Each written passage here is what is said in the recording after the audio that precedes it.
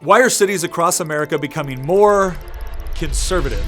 Now, I know what you're thinking. Don't most major cities in the United States lean to the left? And the answer is yes. There is no question that places like Los Angeles, New York, Miami, Detroit, and Philadelphia have consistently given the overwhelming majority of their votes to the Democrats. But here's the thing. It's not about where we are right now. It's about the trend line. Consider this. In the 2012 presidential election, Barack Obama won Brooklyn by an astonishing 65 points. In fact, Obama won New York City's largest borough with the largest percentage of any presidential candidate in history.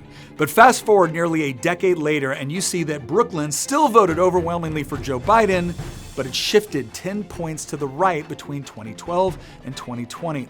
And it wasn't just Brooklyn either. Queens shifted 14 points, Staten Island 15 points, and the Bronx, which once stood as the most liberal county in all of New York State, shifted an astonishing 16 points to the right. Now, many may say that Donald Trump himself had something to do with this because Trump's a New Yorker. But here's the catch. What happened in New York City over the last decade is playing out in almost every major inner city in America.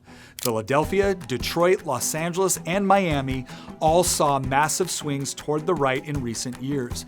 In many of these cities, the biggest shift actually came between 2016 and 2020. But the thing is, much of this realignment is going completely unnoticed, and that's because when people look at the election results in most of these cities, it's still a sea of blue. But behind the scenes, a massive red shift is quietly taking place. In many of these cities, it was pretty common to see multiple neighborhoods swing 20, 30, and even 40 points to the right from 2016 to 2020. The most extreme example of this is in Miami, which went from regularly voting 2-1 for the Democrats to nearly electing Trump outright in 2020. And in 2022, Miami-Dade County swung even further to the right, helping to cement Florida's status as an emerging red state. It's clear that something incredible is playing out in urban America. But what could possibly be causing this realignment? One potential reason is racial depolarization.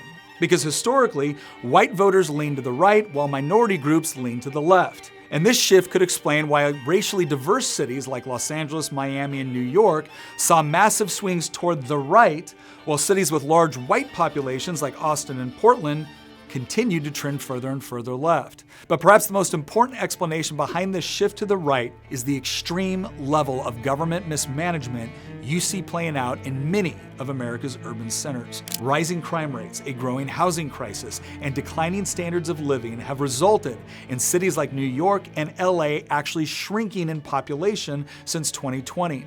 Many people have voted with their feet, explaining why hundreds of thousands of people have fled states like California and New York in recent years. But others are just literally voting and expressing their frustration with the political leaders who have driven these urban centers into the ground.